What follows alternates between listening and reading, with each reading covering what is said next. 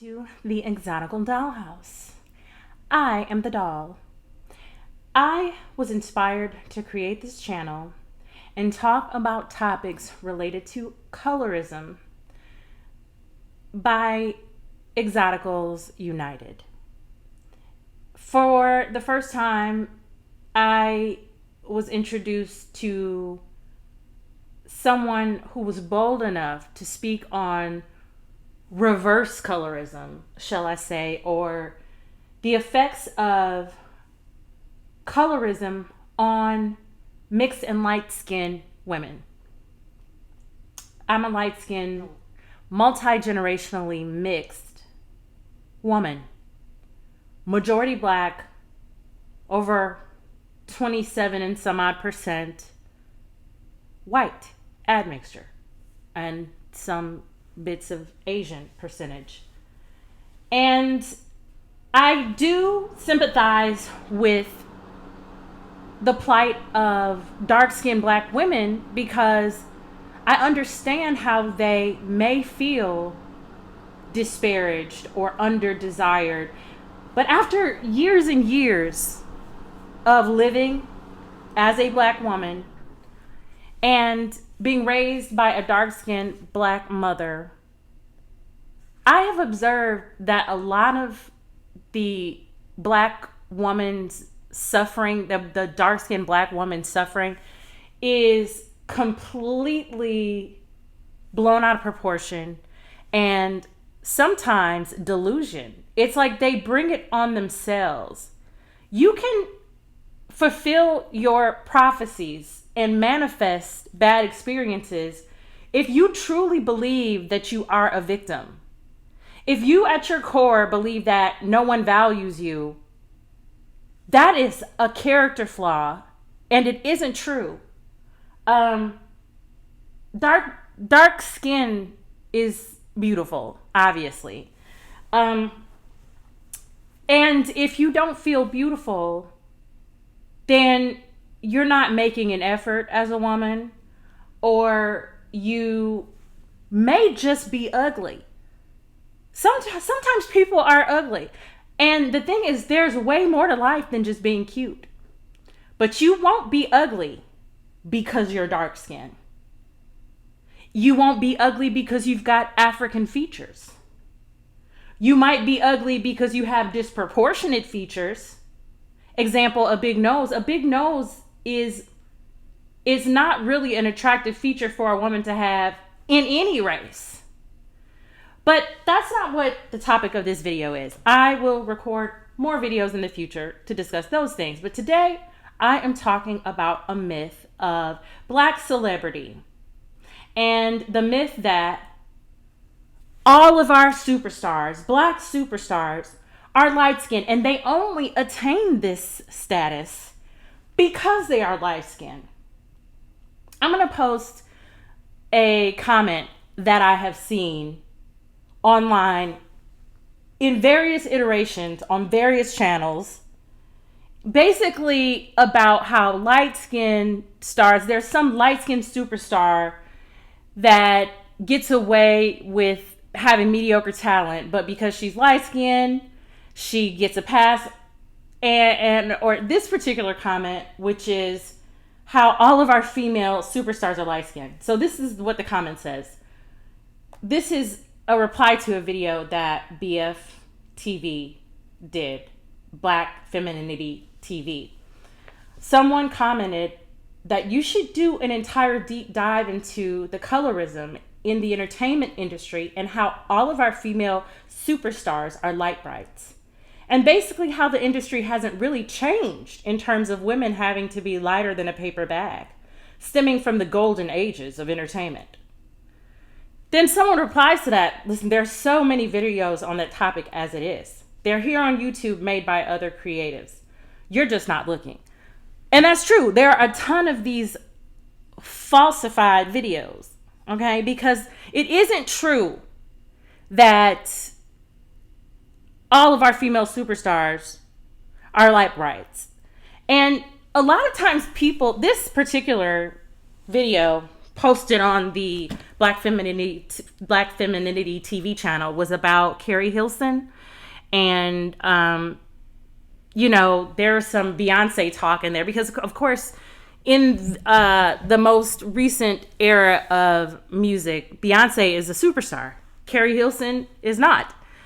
And a lot of people regard Beyonce as overrated because she's light-skinned. But I really take issue with that, and it's really out of pure hatred. You might not like her, but as far as her ratings are concerned, the people who rate her highly are in great number and in great company. So there may be a lot of us, but there aren't. There isn't an overpopulation of people who like her. She's not overrated just because you don't like her. And they try to act like she's the only A-list R&B singer to ever exist. People lie to themselves and forget history and tell themselves that there are no elite dark-skinned female performers. Okay? And I'm going to just name off some of old history's A-list dark-skinned female performers that cannot be refuted, that at their time were the Beyoncés of the day. And then I will talk about some of Beyonce's contemporaries and who's up next. Ella Fitzgerald. I mean, at the time when she was singing, she was the premier jazz singer in America. Mahalia Jackson, gospel. Diana Ross, okay. Aretha Franklin. Gladys Knight. Patti LaBelle. These are the women that, from the golden ages of entertainment, which would be the 30s, 40s, 50s, 60s, they are represented. So let's not act like our superstars, and then we move into like the 80s and 90s. Whitney Houston. Who was bigger than Whitney Houston? Whitney Houston was beautiful. She was also not lighter than a paper bag. Janet Jackson. Janet Jackson was like the biggest thing popping. Okay? Besides her brother. When we look at hip hop, people like to point to hip hop. Oh, well, Cardi B, and even Meg Thee Stallion, oh, she's not really all that dark skinned. I mean, but we've had MC Lyte. That may be considered long ago, but Foxy Brown, not necessarily a hip hop figure, but a woman certainly of the 90s and the 2000s. Mary J. Blige. Not lighter than a paper bag. Brandy Norwood. Beautiful, beautiful dark skin. Fantasia. Won American Idol with the votes of the people. I don't know how rigged it was, but it doesn't matter how rigged it was because she was fantastic. Jennifer Hudson. She's all over this list, okay? In different areas, killing it on screen, television. Jennifer Hudson, Oscar. You think of her nomination, and did she win that Oscar? Yeah, Jennifer Hudson won. Jennifer Hudson won the Oscar. So yes, Jennifer Hudson, Oscar winner. Summer Walker, and she's definitely a young chocolate lady with a beautiful voice and a tragic story that doesn't even really try hard to engage with her fans. But she's a superstar. I would say SZA is another current superstar. Another current superstar. Sexy Red. Sexy Red is a current superstar, okay, in hip hop. Listen, you can claim it or not. She is not as light as a paper bag. So these are women in music who are on the red carpet. You know what I mean? That's in music. Superstars, not Beyonce. Definitely, Beyonce is beautiful, but when you think of light-skinned superstars, you think of her, Rihanna. In music, Cardi B, I guess. There certainly are some light-skinned superstars, but we just cannot ignore the dark-skinned representation. And if you want more dark-skinned representation, support it. Beyonce and Kelly were in the same group. The same group. And she has music that came out. Did y'all buy it over here? As beautiful as she is, I didn't name her on this list of superstars, even though she could be. So it is what it is. All right. If we start talking about leading Hollywood actresses in Hollywood, light-skinned actress, who do you think of? Halle Berry? Maybe Megan Good. She's lighter than a paper bag, I guess. But mostly,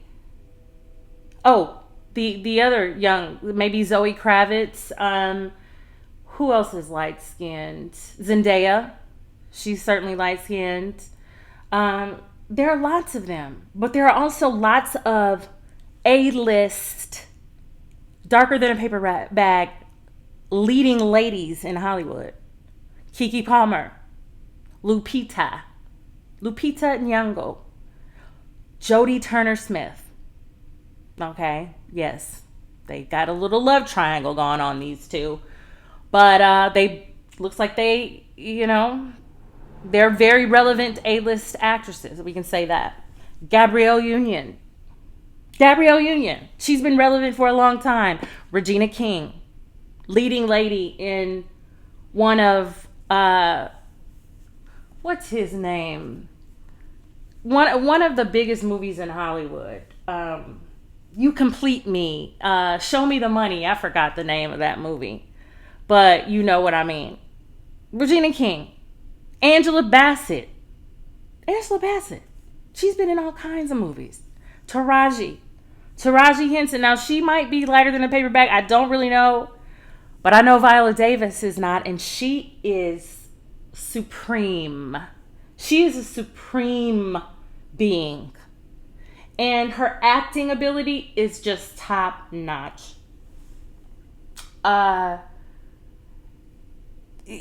Octavia Spencer.